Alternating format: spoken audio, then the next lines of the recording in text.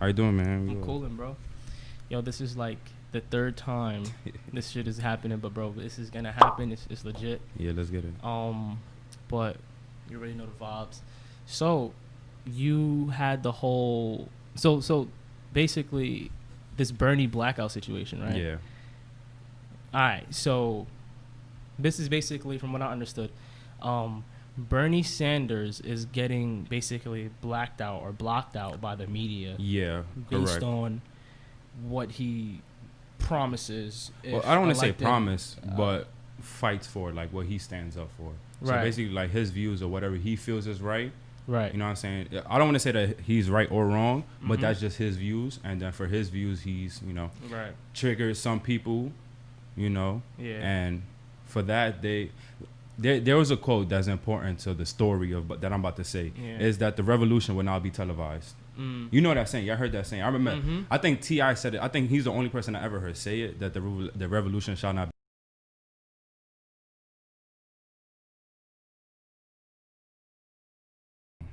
But yeah, the revolution shall not be televised. This new grassroots movement that's been going on, this whole, just everything that's been going on, it's been crazy, to say the least. It's been real. So basically, from what I understand, is Bernie Sanders is I'm not too much into politics, bro. Like Right. I don't really keep up with it as much as I think I should be. But basically, Bernie is what is he? You would call him. Like, You I could know call he him. represents Vermont or some shit like that. Yeah, he's a senator of Vermont. Yeah, But yeah. you could call him the leader of the new movement. Let's call it. So like he's like a libtard king.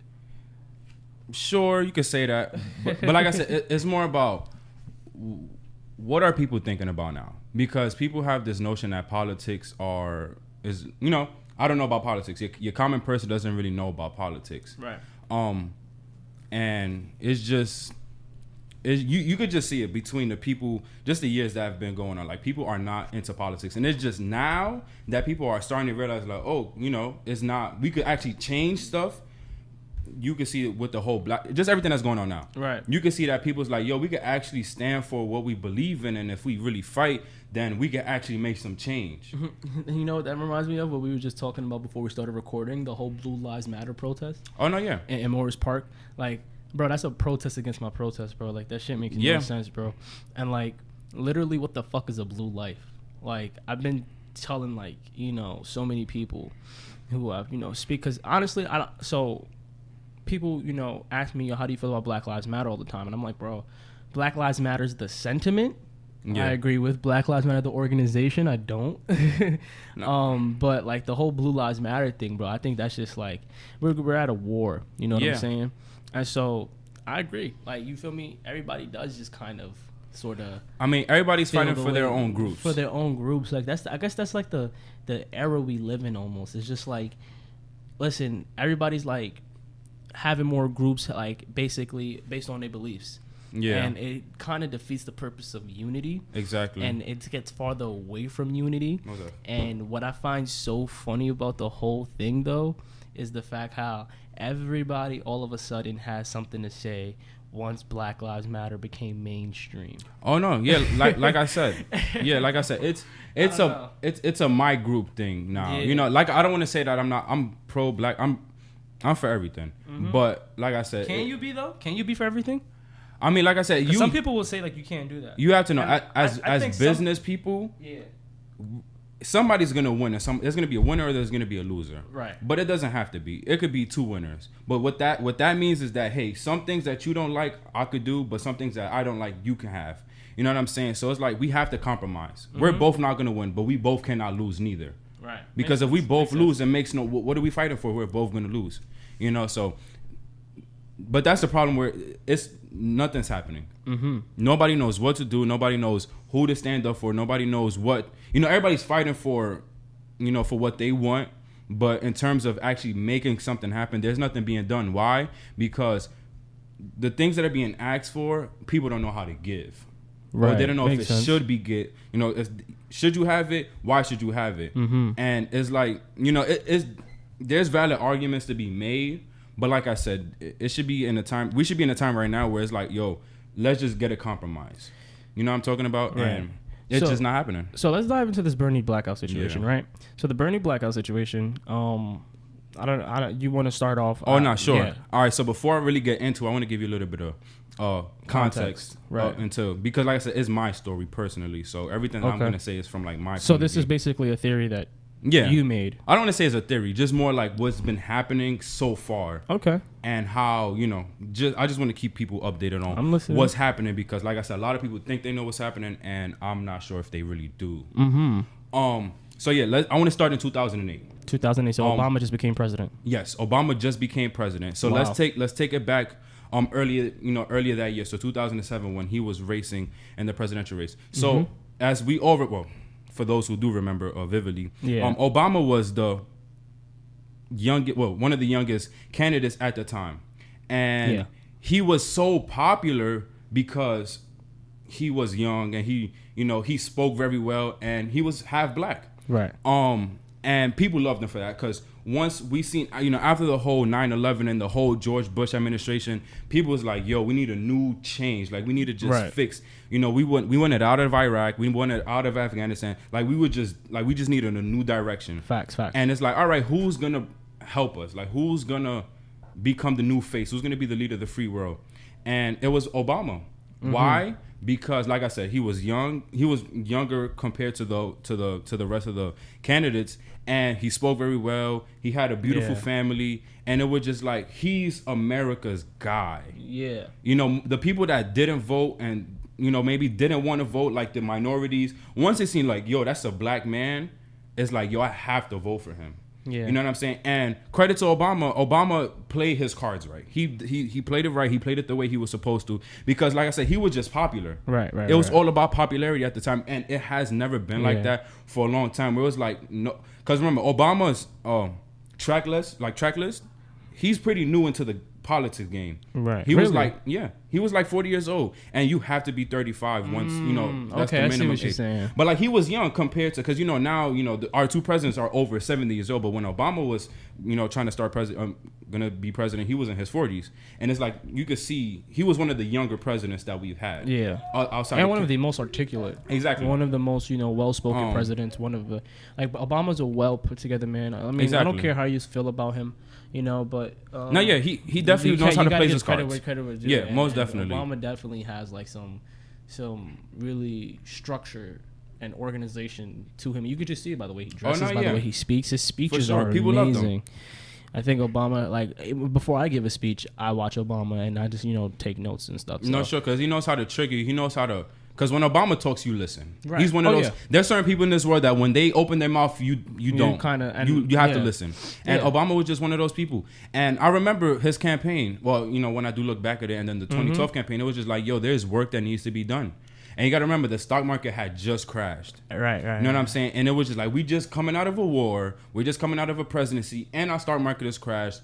And it was literally like America was on the floor. Yeah. Like, there was no worse it could get at the time. Obviously there's stuff that could have happened that could have made it obviously worse, but at the time, like, it was really like the worst of the worst was happening. Correct. And Obama, even though some could argue that there was no more down that America could go, so it was only up that you could go. Right. So some people say that Obama wasn't one of the best presidents that we'd had, even though some people will argue that he's probably the greatest president, or at least one of the.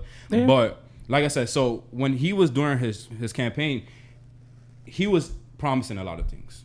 Yeah. More importantly, he was giving something that is kind of dangerous to give to people, and that's hope.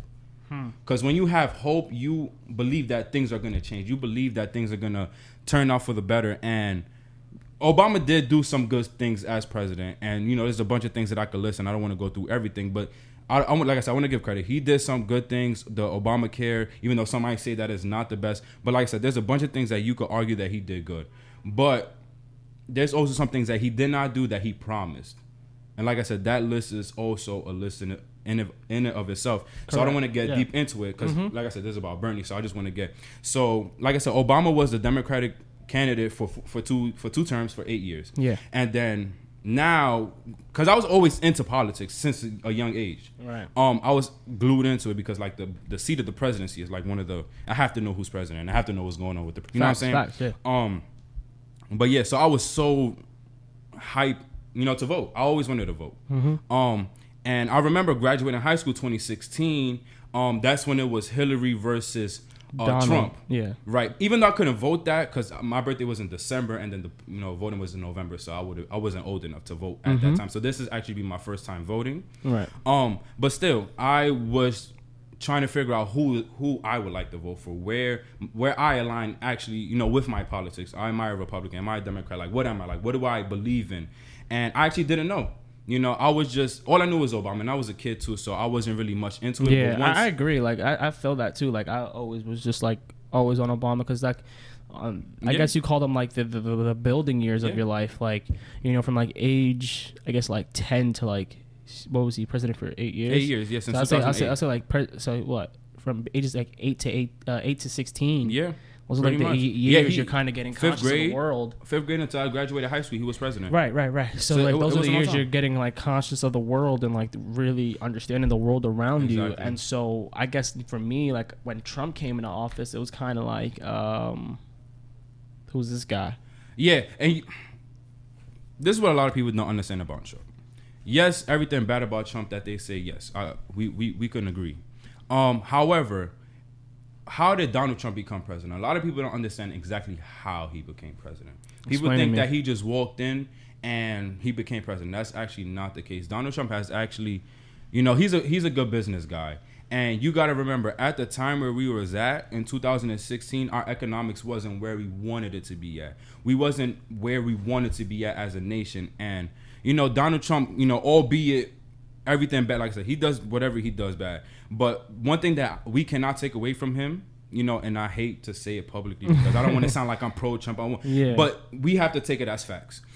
His economic policies, some are good. Most, or I could argue most are good.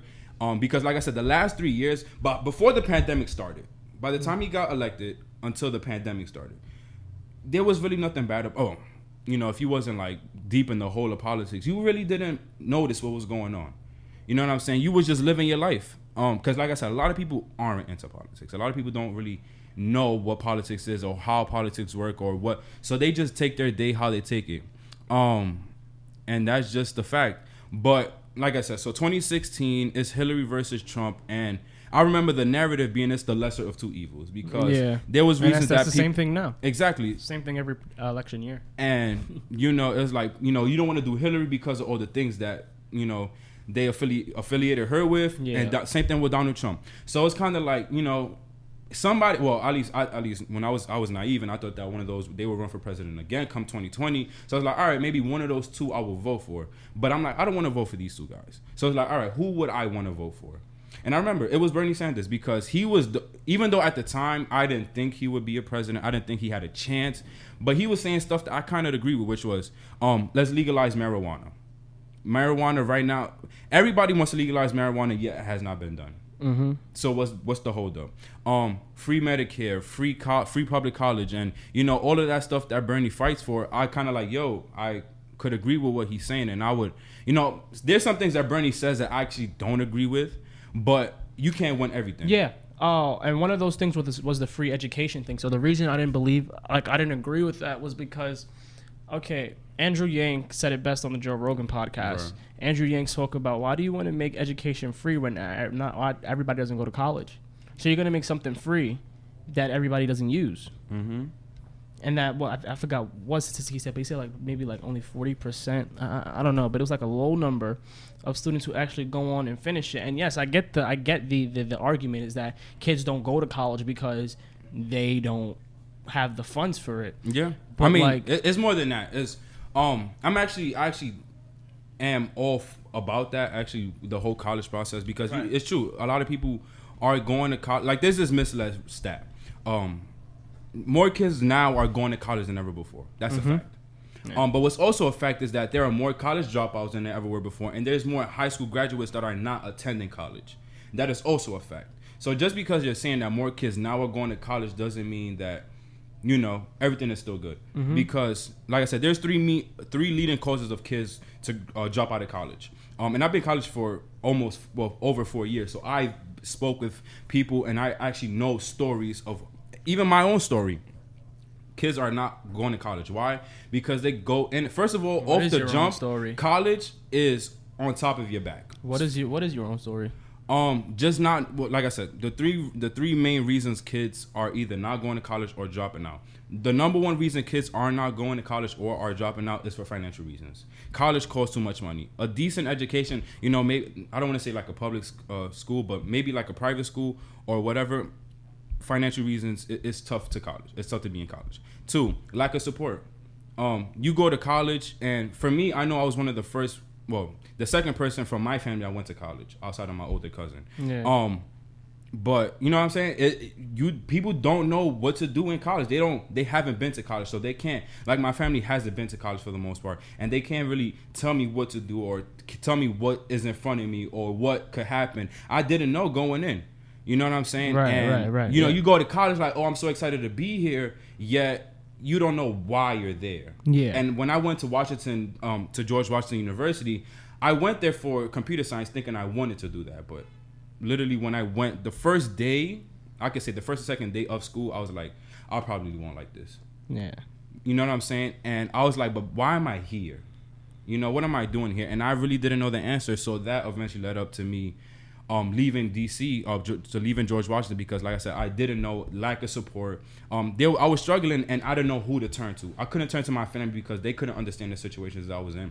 And I couldn't turn to the school because I was fighting the school. You know what I'm saying? So it's like, who do I fight for? You know, who do I talk to? Yeah, it makes sense. So that's 2, lack of support. And number 3, they just don't know. People don't know what they're gonna do once they go to college. Mm-hmm. So I believe that the hardest question you could ask anybody in any point of their life is, what do you want to do when you grow up? If you ask somebody in any stage of their life what you want, and you ask them, what do you want to do when they grow up, more times than not, you cannot get a clear answer. So, yeah, I mean, kids usually say, you know, the firefighter, the cop, the basketball player, the NFL player, you know, but most of the time I think, no, I agree. I think that a lot of the time that kids, because they're interesting. But no, yeah, and I think that society sort of shapes you to be that way. Exactly. And it's like, that's not fair to kids. Because like I said, it's not fair to a lot of people. It's not fair to a lot of people because like I said, asking what do you want to do in your life, what do you want to be when you grow up, that's the hardest question you can ask anybody ever. Oh yeah. So when you're 17 and I'm getting ready to apply to college and I get that question asked again, what do you want to do in your life? What do you want to major in? What do you want to focus on in your life? And at the time I really didn't have an answer because I'm just trying to live. You know what I'm saying?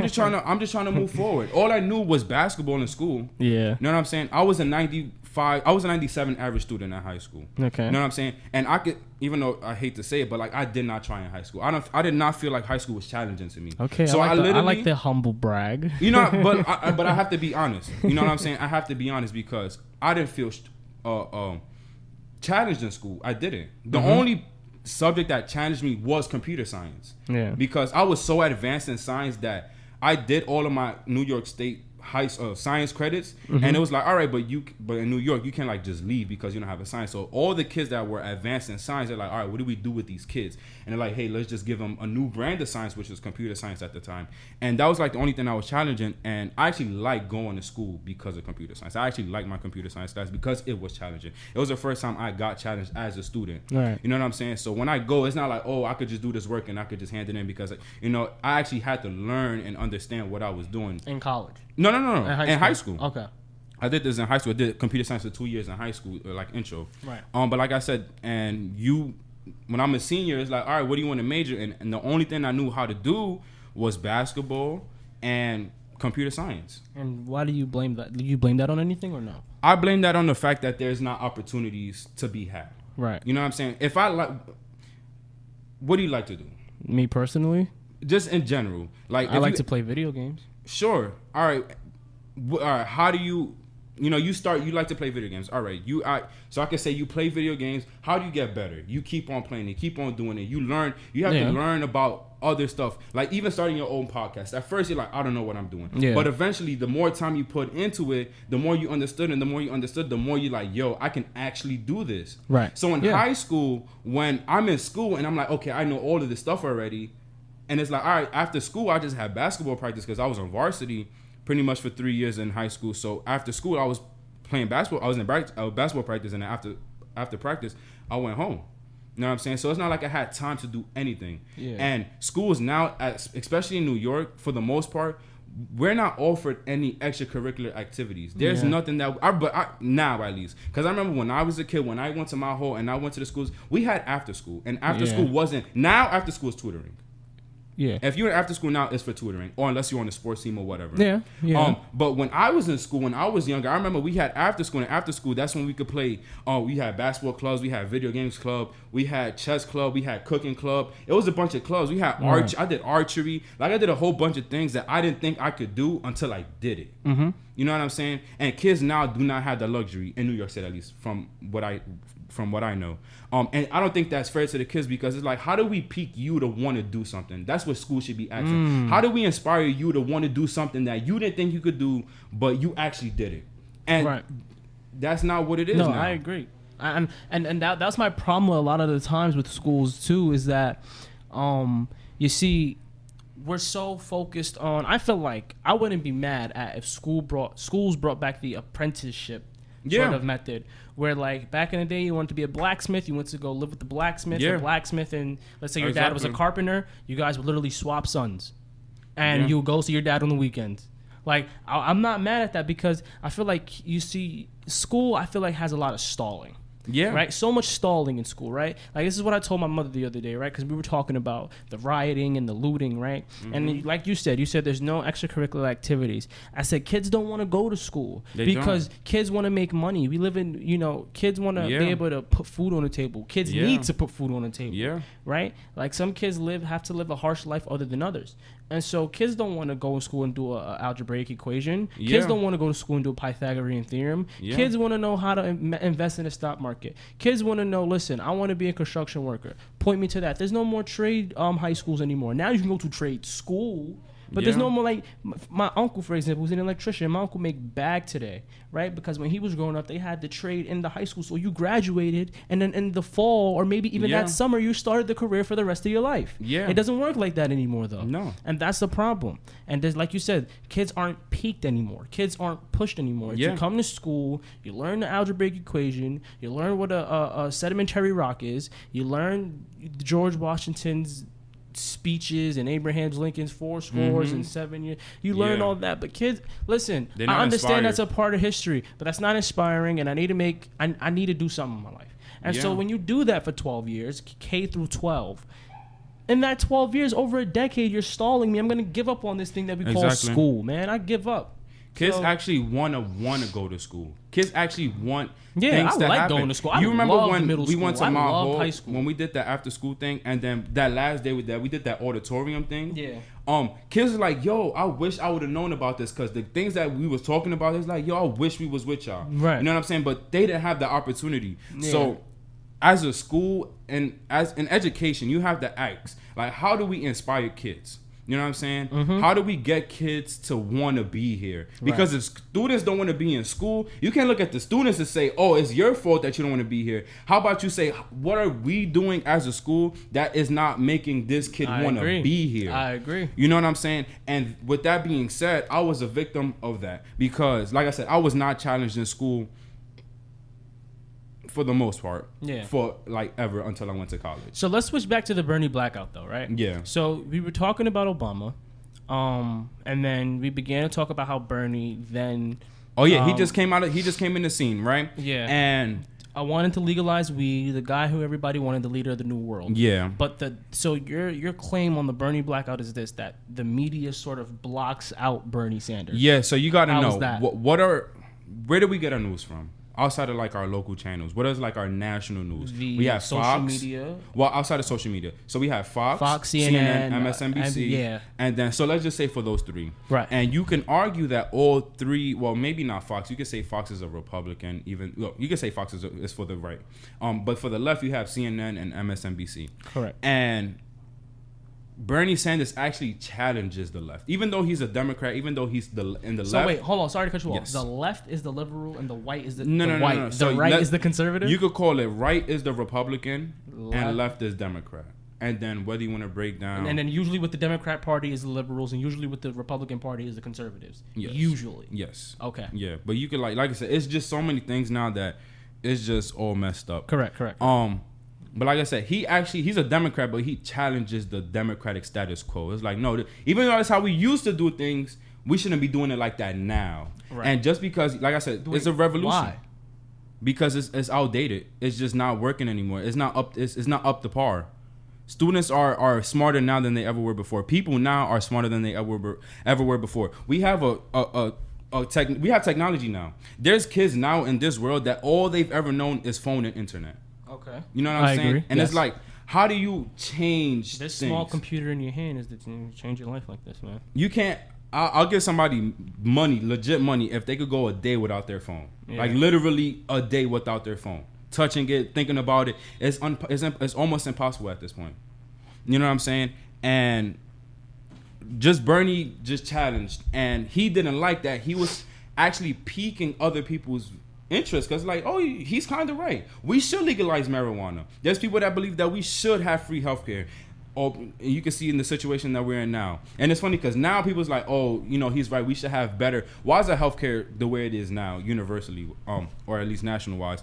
And it's just a bunch of stuff that people agree with Bernie Sanders that was your typical Democrat, that whoever the Democrat said was president will vote for the Democrat. And that's kind of how it's been. I'm a Democrat. And that's why Mr. Biden said, if that's why when he was on the, what was he on, IG Live with Diddy? No, with Charlamagne the God. And he said that if you don't vote for me, you're not black. Was he lying though? I mean, was he lying? Though? No, I mean, I don't want to say he wasn't lying. I don't think so because, bro, like, and as messed up as it sounds was because, bro, it's messed up. Feel me? But it shows the way how it That's works. That's how it used to be. Whoever we put in front of the blue wall is who you're gonna vote for. Exactly. And I don't know, man, because me personally, like I said, I'm not too much into politics. I try to be as well-rounded as possible. Yeah. I try to listen to both sides. I try to gain. Listen, I tell people this. I live life as a sponge, okay? Yeah. And I live life as a sponge by soaking up knowledge from everybody, right? And so, and if you're out there, I suggest you follow that because, you know, you never know who's around and listening. But back to the point, though, right? I hear sometimes black Republicans, black conservatives who say the Dems are using you as puppets. And I sort of agree. But then again, the Republicans ain't no better. I mean, nobody, like I said, we're in the lesser of two evils. I consider myself an independent, Sure. I'm not. But that's the issue. That we're in the fight. We're literally watching the last two. It's the end. We're about to start a new chapter in society, and we're just in a transition phase right now. So that's why you can say a lot of things are crazy. But like I said, people are put in the mix. It's like, all right, do you want to vote for the left or for the right? But it's like, what if you don't want to vote for either? What do you do? Yeah. Who's fighting for the people who don't want to be left or right or want to be in the middle? And like I said, for me, that person was Bernie. Yeah. Because like I said, there was some things that Trump was saying that I agree with, and there was many things that he said that I disagree with. And you can say the same thing for Hillary. So I didn't want neither of them. Yeah. And then I was a Bernie fan. But like I said, 3 years, because after that voting, you know, Trump became president or whatever. I was in school for the time being, and I was just living life. But I was still waiting for this moment for it's like, yo, it's my first time voting, and I want to have that story like, yo, I voted, and I voted because of, and, you know, I wish to tell my kids this story. Yeah. Later, it's like, yo, because being an active person in society is probably one of the better things that you can do, not only for yourself but for your community. Right. Because if you're a person that wants to fight for things to change, more times than not, the spotlight is going to be on you. Whether or not you could survive with the spotlight being on you is up to you. But like I said, so years passed, and let's say late 2019, right back when life was still pretty much normal. So everybody was you know, saying that they was running for president, and Bernie Sanders said he was running for president, and I already knew who I was sticking with throughout the whole race. And so now starts the Bernie Blackout story that I've been talking to you about. Right.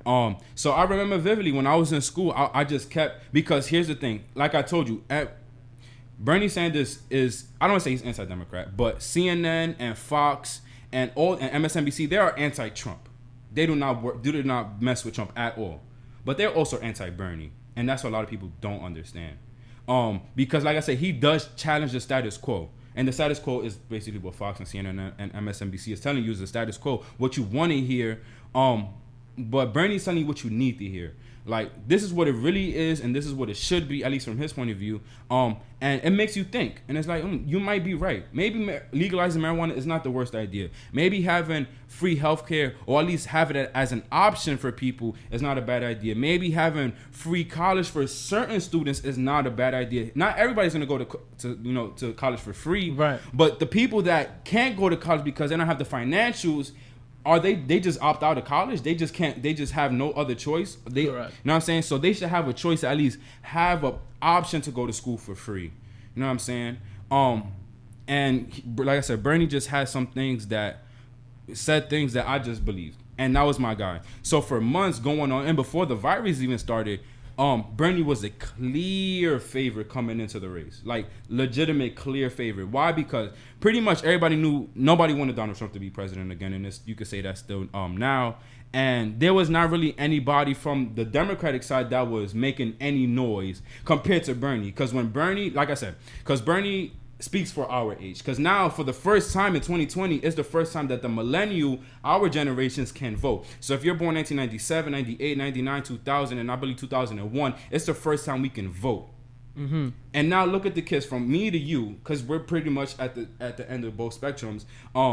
What are we fighting for? What do we want our life to be? And I argue that Bernie pretty much sees the same things that we see. And like that, LGBTQ was helping. Black Lives Matter was with the Bernie campaign, because he was, not only that he promised change, he actually does change. Mm-hmm. He actually commits. If you go back and watch Bernie from the time that he became relative until now, he has been consistent with everything that he has said. Yeah. You know what I'm saying? Everything that he said he's done. Everything he said he has not done, he has not done. And you cannot say that Bernie has ever spun somebody. Well, some people might argue me, but let's just say that I feel like nobody, like Bernie says it how he feels. You know what I'm saying? Yeah. And I mean, I don't know. I'm learning all this. No, I know. But like I said, there's things, once you really research and you actually look up the things that I'm talking about, you can see what's going on. But like I said, Bernie Sanders, he's like, I want to be, he goes to Vermont and he's like, yo, I'm about to run for president again. And he becomes the clear favorite, not just from the Democrats, but in general. So I remember before Super Tuesday, which is in March, Bernie was the clear favorite. Okay. So what happened? What happened between then and now? How did the narrative go from Bernie is the clear favorite, yeah, the clear winner, and now it's between Donald Trump and Joe Biden? What happened? So this is what happened. For the first two primaries, so that was the Iowa and New Hampshire, Bernie won both. He won the Iowa caucus. Well, technically, Pete Buttigieg won it, which was another candidate elect. But Bernie Sanders had more total votes. So if he had more total votes, people was like, "Oh, Bernie won." So you could say Bernie won the first caucus in Iowa, and then he went to New Hampshire, which he won, and he won the first two. And it was, so the stats are whoever wins the two first caucuses or primaries, they've won the presidency. And Bernie did both. Therefore, the assumption that he was going to win the presidency was just like, he's going to win. Yeah. But what happened? So let's go to South Carolina. Okay. And Super Tuesday. And if Bernie Sanders wins South Carolina, he's the instant favorite. Like, literally, it's not that's it. It's done. Right. But what happened that day? And I remember that it confused me tremendously. So Bernie was campaigning or whatever, and so was everybody else, all the other candidates. But what I remember was that everybody started endorsing Joe Biden. Amy Klobuchar, Pete Buttigieg, everybody outside of Bernie Sanders and Elizabeth Warren, they and Andrew Yang and Michael Bloomberg. But for the most part, more candidates started supporting Joe Biden. It's like, oh, I'm gonna drop out, and if you're a fan of mine, vote for Joe Biden. But why would you do that? Why would you do that? Because Joe Biden was probably the last horse in the race. Nobody was voting for Joe Biden. Nobody wanted Joe Biden to be president. Nobody cared about Joe Biden. Why? Because every time he talked during the debates and anytime he was, and it's still true now, he either was lying or he was trying to spin you and tell you something that that he wants you to think is true, but it's actually not true. Right. Like he said, "Oh, I fought for, I was in the civil rights movements or whatever," and that was a lie, legit lie. So Joe Biden has never been on the front line. No, ever. He's been in politics for 40 years, and you can. And if we argue, if you want to look at his track list of the things he has done while in government, you can argue that he's one of the worst politicians of all time. You can argue that. Really? You can literally argue that. He was on the wrong side of history plenty of times. I thought Joe Biden was like a good guy or something. Well, that's what you would think. That's what you think because vice president of exactly. Iraq. But how he became vice president is another spin of itself. Because remember, the Democrats did not want Barack Obama to be president. Don't get it confused. They never wanted Obama to be president. But he was just so liked. Like you said, like you're America's guy. He was America's guy, and they had no other choice but to stand behind him. And they say, hey, Obama, if you want to be president, you have to make Joe Biden your vice president too. And that's how they started working together. Because if you know what I'm saying? Because they could have treated Obama the same way they treated Bernie, but like I said, Obama played his cards right.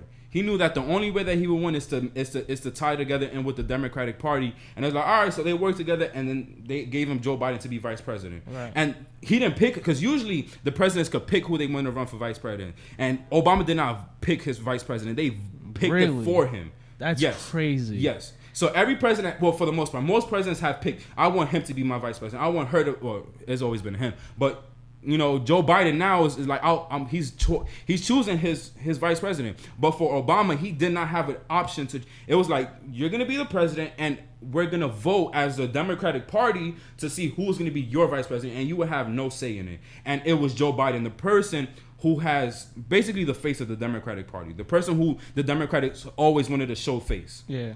You know what I'm saying? And they pushed Joe Biden to be the vice president, and now what are they doing? They pushing him to be what? The president of the United States. Because that's America. their guy.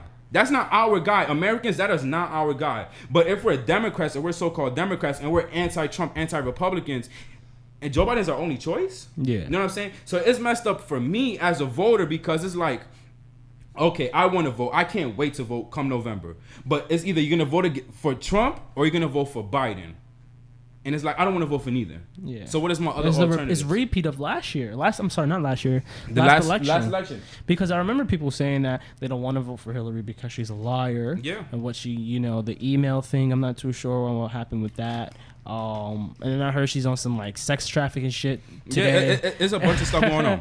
Like I remember the whole spiel, and so it's like we got to repeat this year. But like I also remember, Victor, you said we are living in one of the most important election, or if not the most important election in America's time. Yes, because the next 4 years are going to be crucial. Okay. Period. Why? I understand we're in a transition period. You know what? I agree with you. The next 4 years are going to be crucial. The next president's probably going to be someone who's very, very, very, very, very under pressure, because... Oh, yeah. The pressure's going to be ridiculous. How are you going to rebuild America post-COVID? What are you going to do? Forget post-COVID. Post-everything. Post-everything. Because literally everything has been put into... literally put into the microscope. Mm-hmm. With all the groups that's been going on, with everything that's been going on, it's not just who's gonna lead America for the next 4 years. It's who's gonna get America back on track. Mm-hmm. And I guarantee you, it's not Joe Biden. I believe that Donald Trump is a better person. So let me ask you a question. Let me ask you a question. Mm-hmm. Whoa, what? No, he's a better person for the job than Joe Biden. Okay. I don't want Donald Trump to be president or whatever, but neither do I want Joe Biden. But if I had to pick, like I said, it's a lesser of two evils. Do you want to drown or do you want to be set on fire? It's kind of like I really don't care at this point. Yeah. Let me ask you this. Is Bernie Sanders out of the presidential race? Because I've heard that he can go in as independent and become the first independent president of the United States. Yes. So like I said, nobody's counted out. You can't count Joe Biden out. You can't count Donald Trump out. Some people could say you could count Bernie Sanders out. So this is what can happen in order for Bernie to win. Okay. What should have happened, like I said, people would have knew what's going on. I believe that Bernie would have been on the ticket. But because people didn't know what's been going on, he's not on the ticket. But this can't happen. The Democratic National Committee Convention is in Milwaukee in August, late August. And that's when all the Democrats, like as a unit, go. So they were. Well, I actually want to go. Hopefully, I could go, but I don't know because I think they're saying it's going to be virtual because of the virus or whatever. But the committee, the convention is where all the Democrats go, and then the states is like, all right, so we're all of our delegates. So our delegates is basically like votes. You could count it like votes. So our votes, our guys are gonna go to Biden, or they'll say who they're gonna go to, and then at this, so it's like a week thing. So people are. Speakers and it's a whole bunch of things because what happens in the convention is the Democrats want to get everybody on board with the same mission. Even if you're pro Bernie, even if you're pro Biden or whatever you are, once you're in the convention, the point of the convention is to have all Democrats to be fighting the same fight. Mm-hmm. Come August, I don't know where we're gonna be at. I don't know what's gonna happen. It'll be a movie. It's going to be really interesting because what can happen is Bernie can actually fight for his case. Although Joe Biden has the enough delegates, so you need about 1,900 delegates to be considered the nominee for the Democratic Party, and he has 2,000, so he has already surpassed it. And Bernie has only 1,000 and some change. So Biden is the nominee. However, Bernie can go to the convention and be like, "Listen, guys, whatever," and he can make his case. He can make his case that throughout this whole virus, who's the person that fought for the stimulus package? Joe Biden or Bernie Sanders? It was Bernie Sanders. Who the $600 to add on to the unemployment? I thought the stimulus thing was a Trump thing. It was a government thing. Okay. But if you see the names behind the paper, so then Trump isn't responsible for the stimulus check. Then not really. He signed it because that's the president's job. The legislation. That's Bernie's a legislator. Right. So he writes it. They write it and they do it in the House of Representatives, and then they do it in the Senate, and then it comes to the president. The president either signs it or he doesn't sign it. Correct. So when he signs it, it looks like it's a signature, but the bill itself has been fought by Bernie Sanders and the left. But it was Bernie, not Joe Biden. Everything that's been going on. Who's been in the front lines fighting for what we should be doing? It's been Joe Bernie. Biden. He's been out the House like maybe 2 times. Bernie has been fighting. He's been in the Senate. He's been on the Senate floor. He has been fighting. The videos that I could show you. Bernie Sanders. You know how Andrew Cuomo goes live like every day, and he says Bernie did the same thing. Okay, or is doing the same thing. Not now. He's not doing the everyday thing now, but he used to. Okay. Now, like I said, now it's all about getting the laws because there's laws that need to be made, and like I said, he's a legislator. He's the one that actually writes and fights for them. So that's what he's doing now. So he's not really like in the national spotlight. But if you see the work that he's contributing, it's ridiculous compared to Joe Biden. So let me ask you 3 questions. Go ahead. 3 questions. They're all the same question in 3 different scenarios. My first question is: Bernie Sanders becomes president. He becomes president in 2020. What will he be? He would be the 47th president. The 46th president. Yes. Predict how the 4 years go in a summary. It's a change. I can't. I'll be a liar, and I'll be lying if I tell you I knew what could happen, or what would happen because nobody knows because there's still a fight to be fought. There's still a war that needs to be fought, and that's between the Democrats. Because, like I said, we still have the Bernie versus the Biden. Because Trump, although the Republicans aren't the biggest Trump fans, they know that Trump has their best interest. So although he's not the guy that they want, they're the guy that they need, and some argue.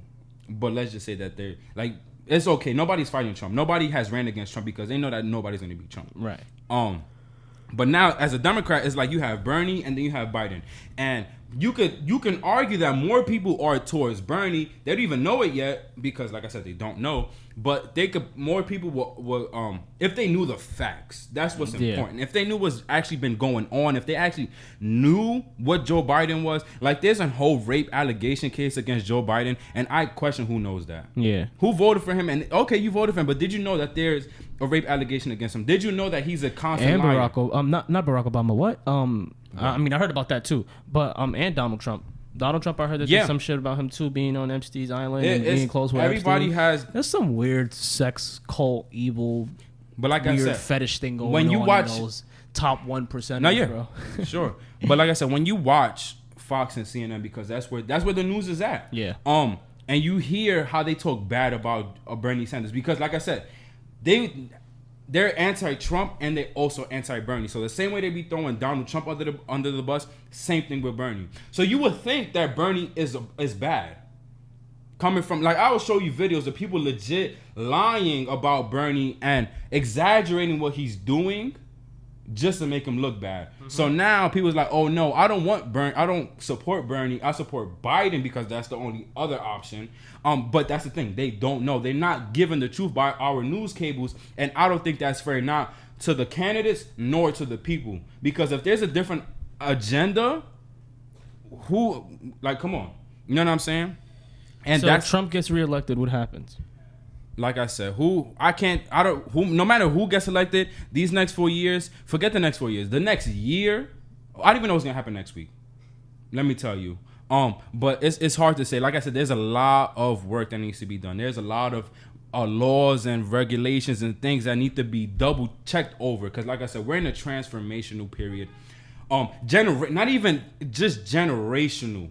So that same generational twist that went from World War II to the Cold War, how America's like, all right, we're done with World War II, but now it's like, all right, what do we do? And that's when they had introduced the television. That's when television and Hollywood and all of that became popular, the television culture. But then the Cold War. You see how we always turn to, and then after the Cold War, after the defeat of the Soviet Union and the 90s, it's like, all right, what's next? What is America's enemies next? Then it was 9/11, and then we had an enemy at that. And then in 2008 is another generational shift, and it's like, what's our issue? What do we and it was the stock market.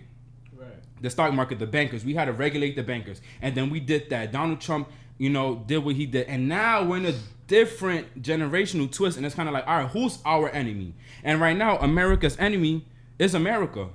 And it's just like now, like I said, what's that quote? You either live long enough to see yourself. What was that quote? Like, to you either die a hero or see yourself, or live long enough to see yourself become the villain. And unfortunately, like I said, it's just the status quo isn't enough now. Yeah. We need change. Not only do we want change, we need change. And people are actually now more than ever, they're on the streets. They're calling mayors. Seattle, they took over City Hall in Seattle. There's actually people that are standing up for what they believe in. And like I said, a lot of work has to be done. And whoever our president is, I don't really think it's gonna matter, because the president's job really isn't to make policies or it's more to influence. It's just to put a face. You know what I'm saying? So just because Donald Trump is the president does not mean that the things that we're asking for won't come. It doesn't mean that the defunding of the police won't happen or it would happen. We don't know, because it's not the executive's job to make the laws, it's the legislation's job. So whoever we have in the Senate, whoever our governors are, whoever our mayors are, whoever our state representatives are, that's who really matters. And in that race, the Democrats are winning.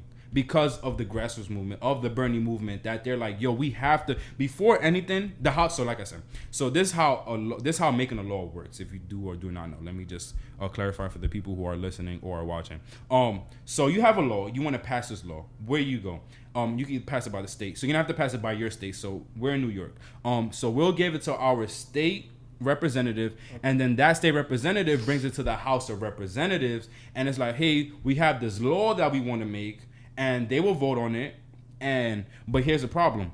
For the most times, the House is it's like 300 and some change representatives. A lot of people in House of Representatives. So it's either going to be controlled by the Democrats or controlled by the Republicans. And now the House of Representatives is controlled by the Democrats.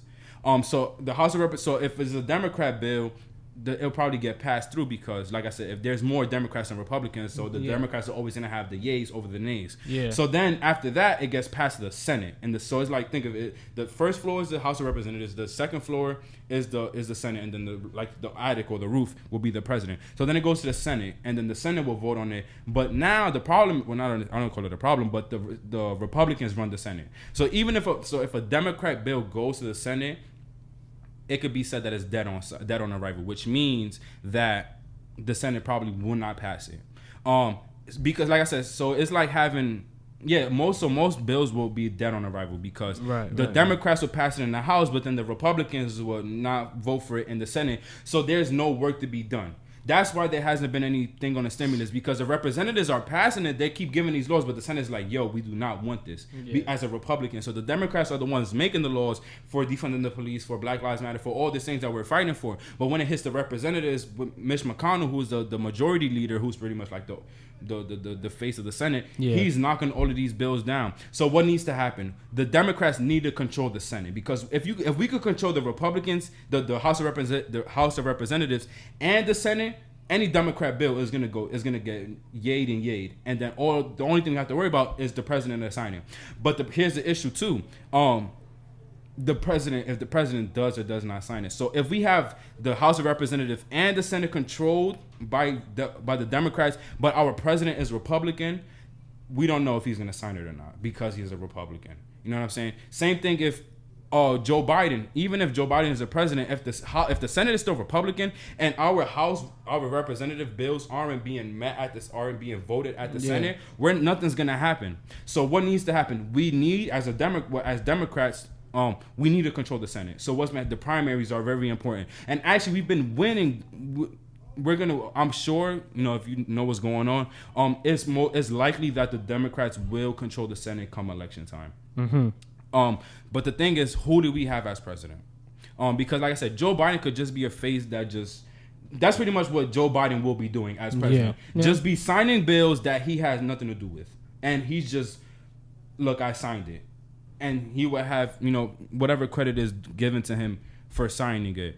But like I said, it's a lot that's been going on. Mm-hmm. And like I said, Bernie wasn't given a fair shot. Because I believe if Bernie was given the platform that a lot of other candidates had, he would have won. Yeah. And he actually would have been. I wonder where we'd be at now had Bernie been the nominee or been, you know what I'm saying? And Joe Biden wasn't held up to where he's being held up to, because it's not fair. All right. That is Victor Rosado's Curious Case of the Bernie Blackout. I like that title. No, shout out to Vice, because Vice, watch that Bernie Blackout on Vice. It's a really interesting read. Yeah. Really interesting read. All right. I think we're going to wrap it up here. I've definitely learned a lot today. I think I have to go and do some research on my own and maybe come back at you and let you know how I feel about it. We here. I'm always researching. I'm always on top of it. Right. But you guys already know the drill. Yes. Keep your shoelaces tied. You guys know what that means. Be safe. And happy 4th of July. Enjoy the holiday weekend. I hope you all stay Just be safe with your family, man. I know a lot of people don't want to be, doing July 4th, but just be with your family, man. Indeed. A lot of things are going on in the world. Yes, Let's just get with our families and just be happy that we're with our families. It's the summer.